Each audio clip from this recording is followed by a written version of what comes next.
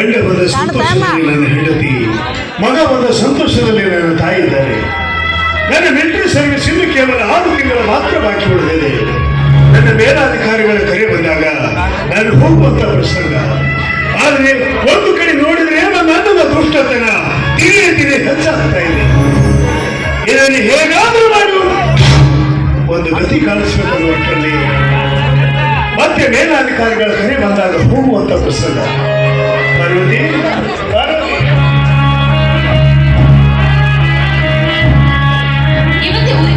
ಹೌದು ಪಾರ್ವತಿ, ಇನ್ನು 2 ದಿನ ಮಾತ್ರ ರಜೆ ಬಾಕಿ ಉಳಿದಿದೆ. ಅಷ್ಟಲ್ಲೇ ನಾನು ಡ್ಯೂಟಿ ಜಾಯ್ನ್ ಆಗಬೇಕು. ಬಹಳ ಹಂತವು ಶಿಸ್ತಿನಿಂದ ಸಾಗುತ್ತಿರುವಾಗ ಒಂದು ಗಾಳಿ ಉರುಳಿ ಹೋದ್ರೆ ಮತ್ತೆ ಆ ರಥ ಚೇತರಿಸಿಕೊಳ್ಳೋದು ತುಂಬಾ ಕಷ್ಟ. ಅಂದ್ರೆ ನನ್ನ ಗಂಡ ಮತ್ತೆ ನಾನು ಒಂಟಿ ಮಾಡಿ ಹೋಗ್ತಾ ಇದ್ದಾನೆ ಅಂತ ಚಿಂತೆ ಮಾಡ್ತಾ ಇದೆಯಾ? ಅಯ್ಯೋ ಹುಚ್ಚಿ, ಹಗಲಿರುಳು ನಿನ್ನ ಸೇವೆ ಮಾಡೋದಕ್ಕೆ ನನ್ನ ತಾಯಿ ನಿನಗೆ ಜೊತೆಯಾಗಿರುವಾಗ ನಿನಗೇಕೆ ಆ ಚಿಂತೆ ಅನ್ನೋದು ನಿನ್ನ ಕನಸಲ್ಲೂ ಬರಬಾರದು. ಅತ್ತೆಯವರು ವಯಸ್ಸಾದವರು, ಅವ್ರ ಮಾತನ್ನ ಯಾರು ಕೇಳ್ತಾರೆ? ಅಕ್ಕನ ದುರಹಂಕಾರ ಮುಗಿಲು ಮುಟ್ಟಿದೆ. ಮಾವನ ದುರಾಚಾರದ ಧೂಳು ನಮ್ಮ ಮನೆಯನ್ನೇ ಮುಸುಕಿದೆ. ಪಾರ್ವತಿ, ಸೈನಿಕರ ಹೆಂಡತಿ ನೀನು, ಇಷ್ಟಕ್ಕೆಲ್ಲ ನೀನು ಹೆದರದ? ಮನುಷ್ಯನ ಜೀವನದಲ್ಲಿ ಏನೇನಿಂದ ಬರುವುದು ಸ್ವಾಭಾವಿಕ. ಅದನ್ನು ನಾವು ಎದೆಗೊತ್ತು ಎದುರಿಸಬೇಕು. ತಿರುಗಿ ನಾಯಿ ಮನೆಗೆ ಬರುವವರೆಗೂ ಈ ಮನೆಯಲ್ಲಿ ನೀನು ಹೆಣ್ಣಲ್ಲ, ಗಂಡಾಗಿ ಬಾಳು ಪಾರ್ವತಿ, ಗಂಡಾಗಿ ಬಾಳು.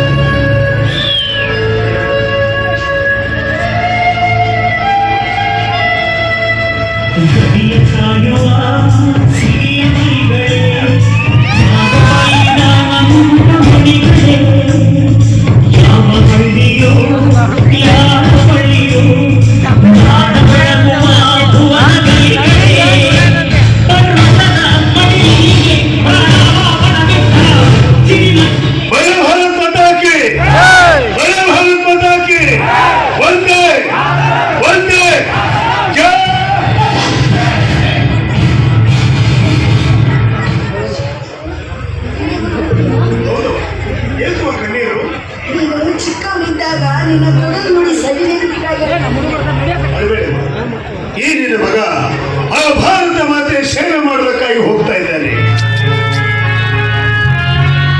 ಜನ್ಮ ನೀಡಿದ ಮೊದಲನೇ ತಾಯಿ ನೀನಾದರೆ ಈ ನಿನ್ನ ಮಗನಿಗೆ ತುತ್ತನ್ನ ಕೊಟ್ಟು ಬೆಳೆಸಿದವಳು ಆ ಭಾರತ ಮಾತೆ.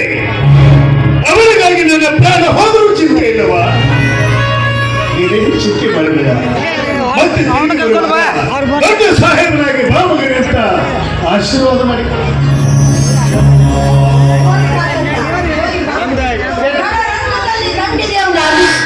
ಇವನು ವೀರ ಭಾರತೀಯ ಮಗನೆಂದು ಹೆಸರು ಪಡೆದು ಬರುವಾಗ ನಿನ್ನ ಆಸೆಯಿಂದ ದೊಡ್ಡ ಸಾಯನಾಗೆ ಬರಪ್ಪ. ಇದೇ ನಿನ್ನ ತಾಯಿಯ ಹಾರೈಕೆ ಕಂಡ. ನಮ್ಮ ಸೈನಿಕರಿಗೆ ನಮ್ಮ ಮನೆ ನಮಗೆಷ್ಟು ಮುಖ್ಯವೋ, ನಮ್ಮ ಭಾರತ ದೇಶವೂ ಕೂಡ ನಮಗಷ್ಟೇ ಮುಖ್ಯವ. ಅದು ಕೂಡ ನಮಗೊಂದು ಮನೆ ಇದ್ದ ಹಾಗೆ. ಮನೆಯನ್ನು ನಾವು ಎಷ್ಟು ಗೌರವಿಸುವೋ ನಮ್ಮ ದೇಶವನ್ನು ಕೂಡ ನಾವು ಅಷ್ಟೇ ಗೌರವಿಸಬೇಕು.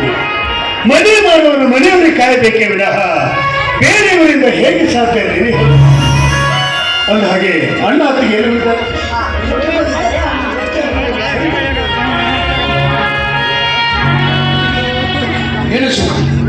ಮತ್ತೆ ಡ್ಯೂಟಿಗೊಂಡೇನು? ಹೌದಲ್ಲ, ಬಾರ್ಡರ್ನಲ್ಲಿ ವಾರ್ ನಡೀತಾ ಇದೆ ಅಂತ ನನ್ನ ಮೇಲಾಧಿಕಾರಿಗಳು ಕರೆ ಮಾಡಿದ್ದಾರೆ.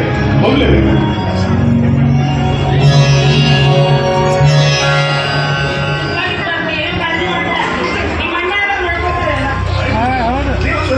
ನನಗೆ ಕಾಚಿತೆ ಅಣ್ಣ. ಇನ್ನೊಂದು ವಿಷಯ, ಅವು ವಯಸ್ಸಾದವರು, ಅವಳಿಗೆ ತೂಗು ಮನಸ್ಸ ಮೇಲೆ ಕೂಡಿಸಿ ತೂಗಬೇಕಾಗಿತ್ತು ನಮ್ಮಿಬ್ಬರ ಕರ್ತವ್ಯ.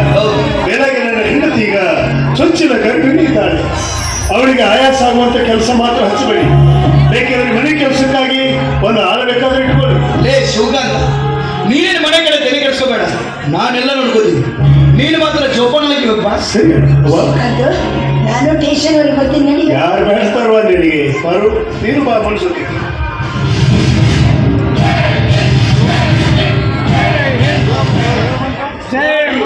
ಹೆಂಡತಿ ಮೇಲೆ ಎಷ್ಟು ಕಾಳಜಿ, ಎಷ್ಟು ಪ್ರೀತಿ. ನೀವು ಇಟ್ಟಿದ್ರೆ ನಿಮ್ಮ ಹೆಂಡತಿ ಮೇಲೆ ಪ್ರೀತಿ. ಯಾಕೆ? ನಾನು ನಿನ್ ಮೇಲೆ ಪ್ರೀತಿ ಇಲ್ವಾ? ಹೆಚ್ಚಾಗ್ತಾ ಇದೆ. ಅದು ಹೋಗಿ ಬಿಡಿ, ನಾನು ಹೇಳಿದ ಕೆಲಸ ಏನ್ ಮಾಡಿದ್ರಿ? ಮೂರ್ತ ಕೇಳ್ಕೊಂಡು ಬಂದ್ರ ಕೇಳ್ಕೊಂಡು ಬಂದಿದ್ದೀನಿ. ಆದ್ರೆ ಸುವರ್ಣ, ಅದೊಂದು ಬಗೆಹರಿಯಲಾರದ ಸಮಸ್ಯೆ. ಬಾವಿಯಲ್ಲಿ ಸಂಪೂರ್ಣವಾಗಿ ನೀರು ಬರಬೇಕಾದ್ರೆ ಚೊಚ್ಚಲ ಗರ್ಭಿಣಿಯನ್ನ ಬಲಿ ಕೊಡಬೇಕಂದ್ರೆ ಇದೆಲ್ಲ ಹೇಗೆ ಸಾಧ್ಯ ನೀನು ಏನ್ ಸಾಧ್ಯ ಇಲ್ಲ ರೀ, ಸಾಧ್ಯ